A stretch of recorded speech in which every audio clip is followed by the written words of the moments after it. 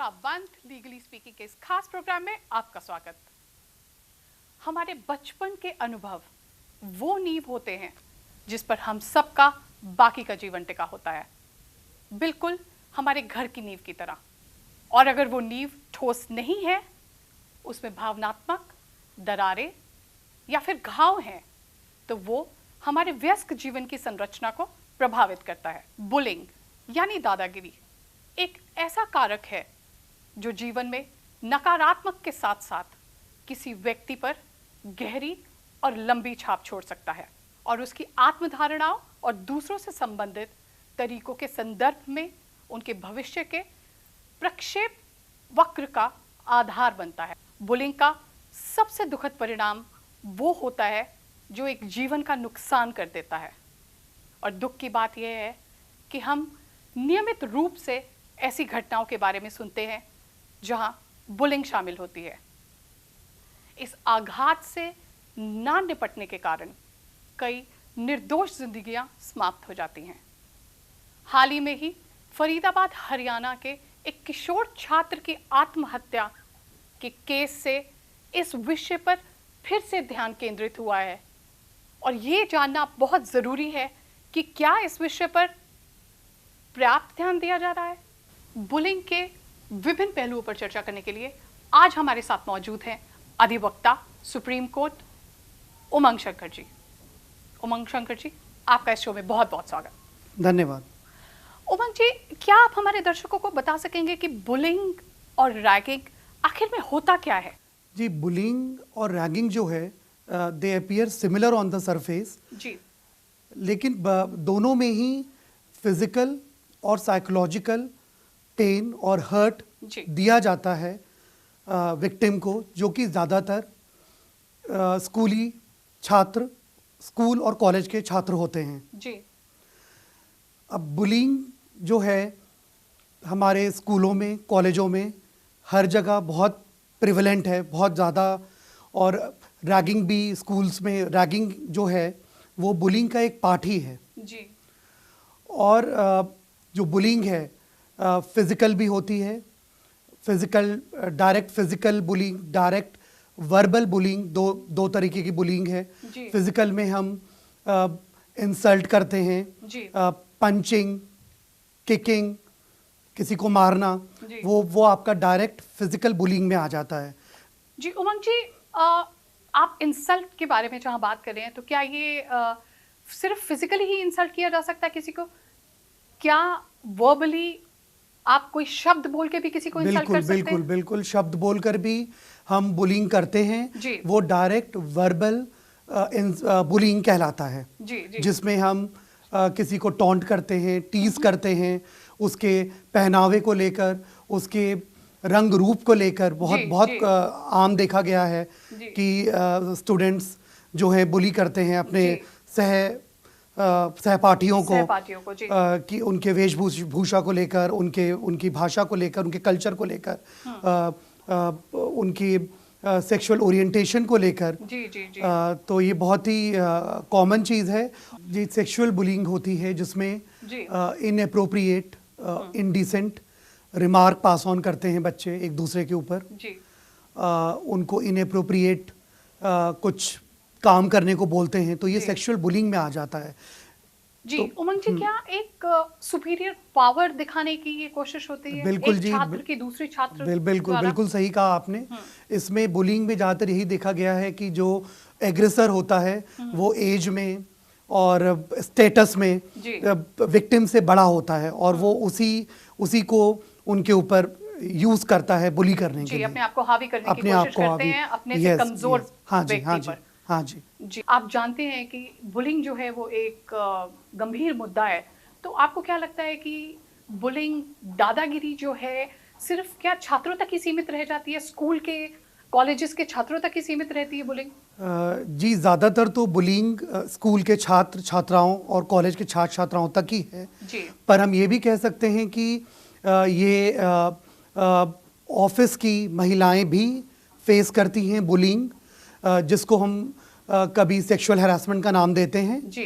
और स्टॉकिंग का नाम देते हैं। जी, वो भी एक तरीके की बुलिंग ही है जो वो अपने बॉस से फेस करते हैं या अपने सह कर्मचारियों से द्वारा फेस करती हैं वो। जी जी जी। तो ये बिल्कुल कहा जा सकता है कि बुलिंग जो है वो स्कूल और कॉलेज से बाहर ऑफिसेज में भी है। जी उमंग जी, जैसे कि आप बात कर रहे हैं बुलिंग की, और आप जानते हैं कि ये एक बहुत ही गंभीर मुद्दा है जिसके परिणाम स्वरूप बहुत ही निर्दोष व्यक्तियों की जान भी चली जाती है। क्या आप हमारे दर्शकों को बताना चाहेंगे कि ऐसी आपराधिक घटनाओं से निपटने के लिए हमारे पास में क्या कोई अधिनियम है या नहीं? जी हाँ, मैं बिल्कुल बताना चाहूँगा कि हमारे पास कुछ प्रावधान हैं इंडियन पेनल कोड में जो कि बुलिंग और रैगिंग जैसी समस्या से निपटने के लिए ज़रूरी हैं। जी।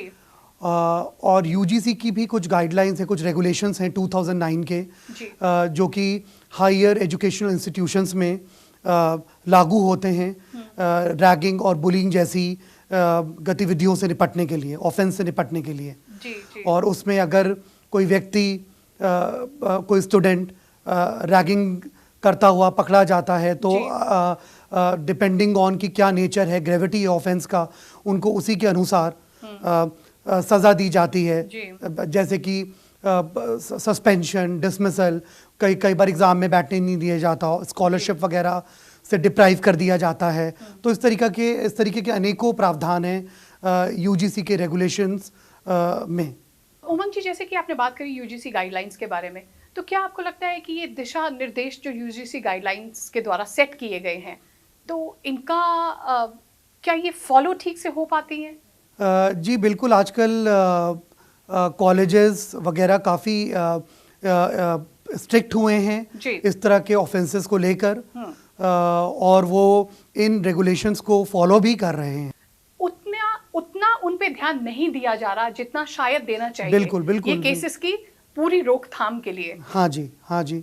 नहीं, मेरा भी यही मानना है कि पूरी तरह से कुछ इंस्टीट्यूशंस, एजुकेशन इंस्टीट्यूशंस इन अधिनियमों पे, इन रेगुलेशंस पे ध्यान नहीं दे रहे हैं। जी, लापरवाही करते हैं। बिल्कुल लापरवाही करते हैं गाइडलाइंस को। यस, जिनकी वजह से आए दिन हमें सुनना पड़ता है कि इस तरीके का छात्रों के साथ क्या हो रहा है। जी बिल्कुल बिल्कुल।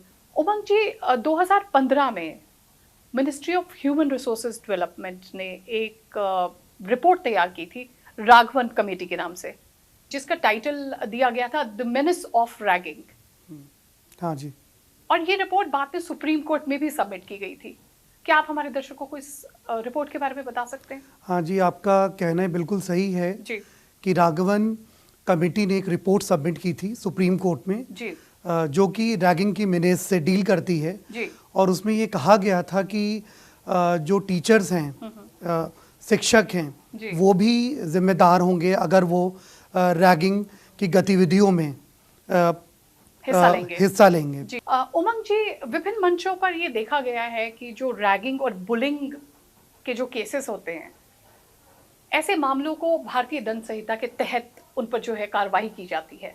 पर जितने भी छात्र, ज्यादातर ये जो केसेस होते हैं ये स्कूल और कॉलेजेस के केसेस होते हैं जो हमारे सामने आते हैं, और जो छात्रों की उम्र होती है वो 18 साल से कम होती है। तो भारतीय दंड संहिता का कानून जो होता है 18 साल की उम्र के छात्रों पर लागू ही नहीं होता है। तो क्या कहना चाहेंगे आप इस बारे में? जी, आपने बहुत ही अच्छा प्रश्न किया है। जी। और इस पे मैं ज़रूर कहना चाहूँगा कि जो हमारी इंडियन पेनल कोड के जो प्रोविजंस हैं जी, वो 18 साल से ऊपर के स्टूडेंट्स, छात्रों पे लागू होता है। जी। और उसमें कई सेक्शंस हैं। जी। 18 साल के ऊपर जो है हमारा आईपीसी लागू होता है। पर अगर जो छात्र 18 साल से कम है और वो भी सीरियस बुलिंग और रैगिंग में लिप्त हैं, तो हम उनके साथ में किस तरीके से डील कर सकते हैं? जी, हमारे देश में जो 18 साल से कम के जो छात्र छात्राएं हैं उनको हम जुवेनाइल ट्रीट करते हैं, उनको हम जुवेनाइल बोलते हैं। और उनके लिए एक स्पेशल लॉ है जो कि juvenile justice care and protection of children act 2015 के तहत गवर्न होते हैं वो। तो अगर हम उस एक्ट को देखें तो उसमें जुवेनाइल वो उस चाइल्ड को मानते हैं जो कि 18 साल से कम के हैं। लेकिन अभी हाल ही में उन्होंने जो एक अमेंडमेंट आई हमारी इस 2015 एक्ट में, जिसमें उन्होंने जुवेनिलिटी की एज 18 से घटाकर 16 कर दी है। अब जो छात्र छात्राएं जो भी चाइल्ड 16 से 18 साल की उम्र का है और वो अगर कोई सीरियस और हिनस ऑफेंस करता है तो उसको भी हम एक एडल्ट की तरह ट्रीट कर सकते हैं, और उसको केस जो है वो ट्रायबल है बाय जुवेनाइल जस्टिस बोर्ड हमारे आईपीसी के प्रावधानों के तहत। हालांकि उन्हें हम लाइफ इम्प्रिजनमेंट और कैपिटल पनिशमेंट नहीं दे सकते हैं। अगर कोई 16 से 18 साल का बच्चा सीरियस और हीनस ऑफेंस में लिप्त है, तो सीरियस ऑफेंस में है तो उसको 3 साल तक की सज़ा है, और हीनस ऑफेंसेस में अगर वो पकड़ा जाता है तो 7 साल से लेके ऊपर तक की उसको सज़ा मिल सकती है। जी उमंग जी, जैसे कि आपने बोला कि कैपिटल पनिशमेंट नहीं मिल सकती है, पर कैपिटल पनिशमेंट तो हमारे देश में आजकल वैसे भी एक रेयर ऑफ रेयरेस्ट केसेस में जो है कैपिटल पनिशमेंट की प्रोनाउंसमेंट होती है। हाँ जी। तो जो हमारी आईपीसी की धाराएं हैं, जैसे कि 329 हो गया, 340, 341 जो हो गया, जो हमारे रॉन्गफुल रिस्ट्रेंट है, रॉन्गफुल कन्फाइनमेंट है, पनिशमेंट फॉर रॉन्गफुल कन्फाइनमेंट है, और ग्रीवियस हर्ट जैसे हमारे सेक्शन है, 506 है क्रिमिनल इंटिमिडेशन है। तो इसमें और अबेटमेंट टू सुसाइड जैसे सेक्शन है जो हम आईपीसी के हम इस्तेमाल करके अपराधियों को सजा दिलवा सकते हैं। तो इस बारे में आप क्या कहना चाहेंगे कि हम इन सेक्शंस का कैसे राइटफुली इस्तेमाल कर सकते हैं? जी, इन सेक्शंस का इस्तेमाल सबसे पहले तो 18 से ऊपर के ही बच्चों और छात्र छात्राओं पे हो सकता है जी। क्योंकि हमारा जो क्रिमिनल प्रोविजंस है वो उन्हीं पे एप्लीकेबल है। और मैं आपको एक बात ज़रूर बताना चाहूँगा, जो हमने भी डिस्कस किया पहले, 16 से 18 साल के बच्चों का हमारा आईपीसी सेक्शन 82 कहता है आईपीसी का कि कोई भी ऑफेंस अगर 7 साल से कम तक के बच्चों के द्वारा किया गया है तो वो ऑफेंस नहीं है। जी, जहां हमने बात करी लॉ के बारे में, आईपीसी के बारे में, जुवेनाइल एक्ट के बारे में, 18 साल से कम और 18 साल की उम्र से ज्यादा छात्रों के बारे में, और ऐसे व्यक्ति के बारे में कि जो बुलिंग में इन्वॉल्व है, पर क्या एक कानूनी तरीके के अलावा हमारे पास में कुछ और भी है जिसको हम इस्तेमाल कर सकते हैं एक समाज में बुलिंग को कम करने के लिए? क्योंकि यहाँ हम बात करते हैं छात्रों की जिन्हें खुद अपने एक्शन के बारे में नॉलेज नहीं है कि उनके एक्शन का रिएक्शन क्या होगा, इसकी समझ उन्हें नहीं है। ये समझ हम कैसे ला सकते हैं छात्रों में? जी बिल्कुल सही बात है, क्योंकि बुलिंग के ज़्यादातर जो एक्ट्स हैं वो टीजिंग, पंचिंग और कोई ऐसी बात बोल देना जिससे किसी का इमोशनल ब्रेकडाउन हो जाए, इस तरीके की चीज़ें ज़्यादा स्कूल में होती हैं। तो उस तरह के छात्राओं को डील करने के लिए आजकल हमारे स्कूल्स में काउंसलर्स हैं। हमें रिपोर्ट करना चाहिए अगर कोई इंसिडेंट बुलिंग का सामने आता है स्कूल में। बच्चों की बात सुनना और समझना कितना इम्पोर्टेंट है? जी बहुत इम्पोर्टेंट है जी। क्योंकि उनकी बात सुने बिना, उनके साइकोलॉजी को जाने बिना कि वो क्या सोच रहे हैं, उन्होंने क्यों ऐसा किया, ये जाने बिना तो हम इस बुलिंग की बीमारी को ट्रीट ही नहीं कर सकते। जी बिल्कुल, क्योंकि आमतौर पर ये देखा गया है कि जो परिवारों में बच्चे जब किसी को धक्का देने की बात करते हैं तो उसे एक खेल जैसे ले लिया जाता है। उसके पीछे की मानसिकता समझना कितना जरूरी है आपको लगता है? जी बहुत ज़रूरी है, क्योंकि हमारे जो जैसा कि मैंने बात किया जुवेनाइल जस्टिस एक्ट का जी, ये भी 16-18 की अगर हम छोड़ दें ग्रुप को, तो जो उससे कम उम्र के बच्चों को वो रिफॉर्मेशन की ही बात करते हैं कि उनको रिफॉर्म किया जाए, उनके लिए चाइल्ड वेलफेयर कमिटीज़ हैं, उनको एजुकेट किया जाए जी। और माता पिता को बच्चों की बात को सुनना इसमें बहुत जरूरी है। बिल्कुल बिल्कुल, एक बहुत ही महत्वपूर्ण जिम्मेवारी है माता पिता की। हाँ जी, बच्चे की बात को सुनना और उसे समझना। हाँ बिल्कुल सही कहा आपने। माता पिता को अपने बच्चों से बात करना चाहिए, समझना चाहिए कि वो उसके साथ क्या हो रहा है। अगर उनका बेटा खुद ही बुली है, एग्रेसर है, तो वो भी जानना जरूरी है कि वो उस तरीके से क्यों बिहेव कर रहा है। उनके कोऑपरेशन के बिना पेरेंट्स के इसको टैकल करना बहुत मुश्किल है और टीचर्स को भी एक्टिवली इन्वॉल्व होना चाहिए। जी बिल्कुल, उन तक बात पहुंचानी चाहिए। जी जी। उमंग जी, अभी फरीदाबाद हरियाणा के एक छात्र की आत्महत्या के केस में ये आरोप लगाया गया था कि माता पिता ने आरोप लगाया था कि जब बच्चा दादागिरी का सामना कर रहा था तो उसकी जो शिकायत है वो उन्होंने शिक्षकों को करी थी, पर दुख की बात यहाँ ये है कि शिक्षकों ने उसे उस बात पर ध्यान नहीं दिया और बात पर ध्यान ना देने की वजह से छात्र ने आत्महत्या कर ली। तो क्या आपको लगता है यहाँ पर शिक्षक और जो हमारी ये संस्था प्रशासन है उनकी भी उतनी ही जिम्मेदारी है? क्योंकि ऐसे केसेस में तो फिर वो भी उतने ही अपराधी हो गए जितने कि दूसरे छात्र। तो शिक्षकों को लेके क्या हमारे पास में प्रावधान है उन्हें दंडित करने के लिए? जी, जैसा कि आपने कहा कि फरीदाबाद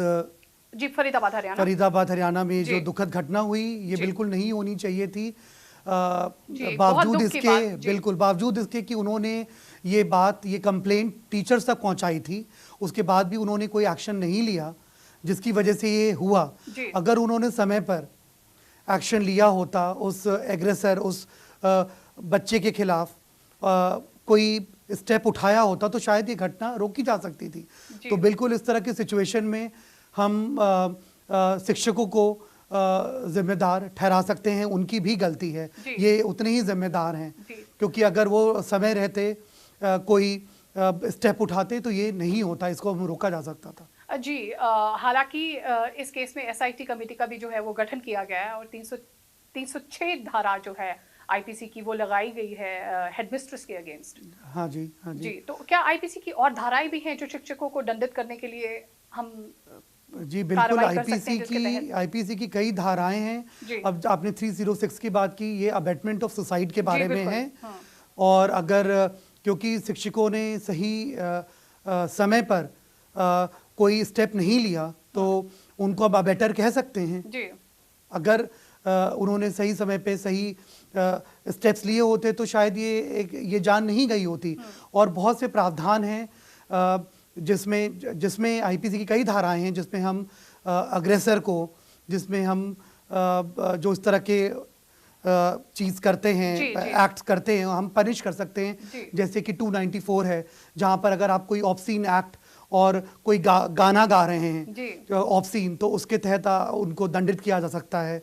उसके बाद जैसा आपने खुद ही बोला था 323 टू 326 तक जो हमारी सेक्शंस हैं, वो हर्ट, बिल्कुल हाँ, by simple hurt, grievous hurt, even by means of dangerous weapons, उसमें हम उनको पनिश कर सकते हैं। फिर हमारे पास सेक्शन 506 है क्रिमिनल इंटिमिडेशन का, 507 है जो कि इलेक्ट्रॉनिक फॉर्म को भी कवर करता है, जो कहता है कि criminal intimidation by an anonymous communication, जो कि इलेक्ट्रॉनिक कम्युनिकेशन को भी कवर कर लेता है। जी, तो भारतीय दंड संहिता हमें बहुत से प्रावधान ऐसे देती है जिससे अपराधियों को निपटने में जो मददगार। हाँ जी, बिल्कुल बिल्कुल बिल्कुल हो सकता। उमंग जी, हमारे देश के कई राज्य हैं जो इस विषय पर विशेष कानून लेकर आए हैं, जैसे कि Maharashtra prohibition of ragging act 1909, जिसमें सेक्शन 4 में ये दिया गया है कि अगर कोई भी शिक्षक, जिसमें सेक्शन 4 में ये दिया गया है कि कोई भी अगर बुलिंग की एक्टिविटी में पाया जाता है तो उसमें 2 साल तक की सजा दी जा सकती है और 10,000 तक का जो फाइन है वो दिया जा सकता है। तो क्या आपको लगता है कि ये पर्याप्त है? जी, ये पर्याप्त तो नहीं है, और रैगिंग और बुलिंग जैसी समस्या से निपटने के लिए कोई स्ट्रेट जैकेट फॉर्मूला भी नहीं हो सकता है जी। ये डिपेंड करता है हर केस के फैक्ट्स पर और नेचर, क्या नेचर है, कितना ग्रेव है ऑफेंस, उसको देखते हुए ही हमें सजा निर्धारित करनी चाहिए। कई निर्दोषों की इसमें जान भी चली जाती है और कई आत्महत्या के केसेस हैं जो वो भी सामने हमारे आते हैं। हाँ जी। और क्योंकि शिक्षक जो है वो समय पर इस विषय पर ध्यान नहीं दे पाते, तो क्या शिक्षकों के खिलाफ भी अनुशासनात्मक कार्रवाई या फिर टर्मिनेशन ये पर्याप्त रहेगा? जी, टर्मिनेशन भी पर्याप्त नहीं है। इसके साथ साथ हमें कुछ प्रावधान भारतीय दंड संहिता में भी जी। लाने चाहिए जिसके तहत इनको हम सजा दे सकें। जी जी, क्योंकि इसमें ये ध्यान रखना भी बहुत ज्यादा महत्वपूर्ण है कि सिर्फ एक घटना के बाद ही कोई अपनी जान नहीं लेता है। हाँ जी, it's a series series of of incidents yes. जिसके बाद कोई मजबूर हो जाता है आत्महत्या करने के लिए। हाँ जी। तो तो क्या आपको लगता है कि सिर्फ 2 साल तक की सजा इसमें देना एक न- जस्टिस डिलीवर करने वाली बात है? जी नहीं, बिल्कुल नहीं। जहाँ तक हमें इसको इस तरीके से देखना होगा कि 18 साल से ज़्यादा उम्र के बच्चे और 18 साल से कम, तो 18 साल से ज़्यादा उम्र के बच्चे जहाँ पर इन्वॉल्व हैं जी। उनके लिए तो अगर उस केसेस में अगर किसी की जान भी चली जाती है तो हमारे पास culpable homicide not amounting to murder जो कि जी। 304 में डील किया जाता जी, है, बिल्कुल। और 304A है जहाँ पर causing death by any negligent act है, जी, बिल्कुल। तो उसमें हम उनको बुक कर सकते हैं। जी, जी। लेकिन जहाँ समस्या तब आती है जब कोई हिनस या कोई ग्रीवस सीरियस ऑफेंस 18 साल जी, से कम उम्र जी। के बच्चों द्वारा हो जाती है, तो समस्या हमारी वहाँ आ जाती है, क्योंकि हमारे पास हमारे एक्ट में सफिशिएंट प्रोविजंस नहीं हैं जी। इस तरह की सिचुएशन से डील करने के लिए। उमंग जी, कई देश जैसे कि ऑस्ट्रेलिया, जापान, स्वीडन, इनके पास में विशेष कानून है ऐसी आपराधिक घटनाओं से निपटने के लिए, बुलिंग से निपटने के लिए। हालांकि भारत में भी, भारत सरकार भी कुछ विशेष कानून लेकर सामने आने की कोशिश कर रही है, जैसे कि मेंटल हेल्थ एक्ट। पर क्या आपको लगता है कि ऐसे एक्ट्स का कुछ डेविस्टेटिंग रिप्रिकॉशंस भी हो सकते हैं? जी, जहाँ तक बुलिंग को टैकल करने की बात है, जी। जैसा कि आपने कहा, हमारे देश में सफिशिएंट प्रावधान नहीं है या कोई स्पेशल लेजिस्लेशन नहीं है जो स्पेशली बुलिंग और रैगिंग से ही डील करता हो। जी। हालांकि कुछ स्टेट्स हैं जिन्होंने स्पेशल लेजिस्लेशन इनैक्ट किया है जी। रैगिंग से डील करने के लिए, लेकिन फिर भी ये काफ़ी नहीं है और हमें एक सेंट्रल एक्ट की भी ज़रूरत है। Umang ji, you think it's time to have one consolidated act जी जो बिल्कुल, बुलिंग के बिल्कुल, बिल्कुल। हर पहलू के हाँ बारे जी, में हाँ जी, विशेष कानून दे? हाँ जी, बिल्कुल। इट्स हाई टाइम जी। कि हमारे पास एक स्पेशल लेजिस्लेशन हो, जी। एक सेंट्रल एक्ट हो जी। जो कि ऑल ओवर इंडिया बुलिंग और रैगिंग जैसे ऑफेंसेस को जी। टैकल और डील करे। उमंग जी, हाल ही दिनों में साइबर बुलिंग जो है वो बुलिंग का सबसे बड़ा रूप बन गया है, और भारतीय दंड संहिता में साइबर बुलिंग को मान्यता देने का कोई प्रावधान नहीं है। तो आप हमारे दर्शकों को ये बताएंगे कि साइबर बुलिंग से कैसे डील किया जा सकता है, जी, और इंफॉर्मेशन टेक्नोलॉजी का सेक्शन 67 क्या कहता है? जी बिल्कुल। मैं बताना चाहूँगा क्योंकि आज के समय में साइबर बुलिंग ही बहुत बड़ा रूप ले चुका है जी।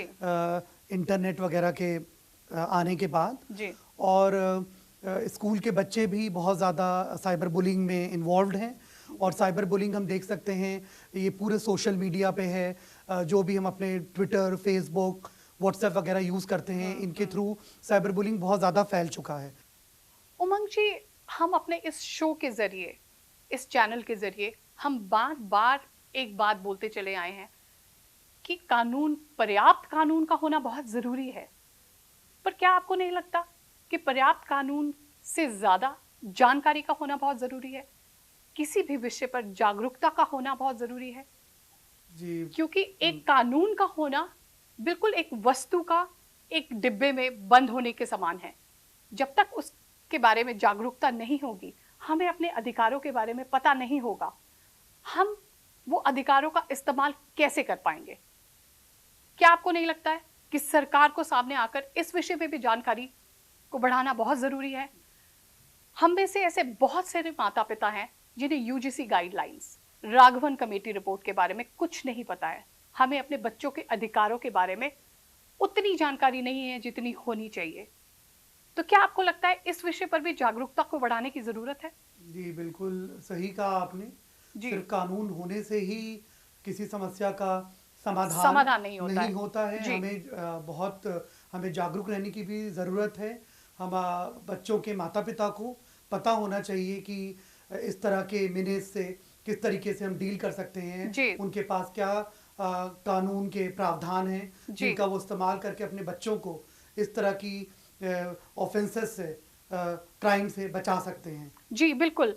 उन्हें कानूनी सलाह लेनी चाहिए। अगर कोई दुविधा है तो वो अपने किसी अच्छे वकील के पास जाकर कानूनी सलाह वगैरह ले सकते हैं। जी। और सरकार को भी जागरूकता बढ़ानी चाहिए। जी, सिर्फ पर्याप्त कानून का होना ही जरूरी नहीं है। जब तक हमें उस विषय के बारे में जानकारी नहीं है, जब तक हम जागरूक नहीं है, हम अपने अधिकारों के बारे में समझते नहीं है, तो वो कानून का इस्तेमाल हम उतनी अच्छी तरीके से नहीं कर पाएंगे। उमंग जी, आप हमारे साथ हमारे स्टूडियो में जुड़े, आपने अपना अमूल्य समय हमें दिया और अपना अनुभव हमसे शेयर किया।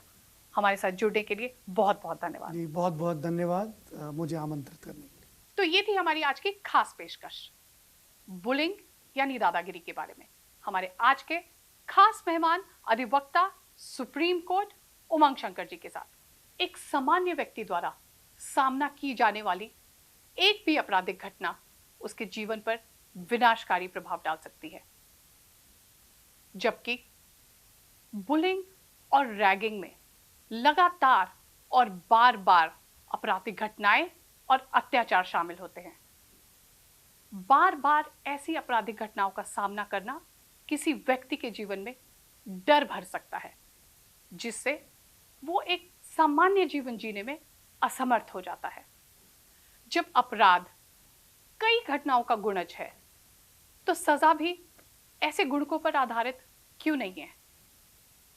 हर घटना की सजा क्यों नहीं है? क्या प्रावधान बेहतर किए जाने चाहिए जिससे अपराधी डरे हुए महसूस करे? क्या यह समय इस विषय के बारे में पुनर्विचार का नहीं है? ईमेल कीजिए आपकी राय या कोई भी प्रश्न। जिम्मेदार बने, सजग रहें। इस सप्ताह के लिए मैं निशा बंत लेती हूं आपसे विदा। फिर मिलेंगे अगले सप्ताह आज ही के दिन इसी चैनल पर, इसी समय, एक नए मेहमान और एक नए कानूनी मुद्दे के साथ। तब तक के लिए दीजिए इजाजत।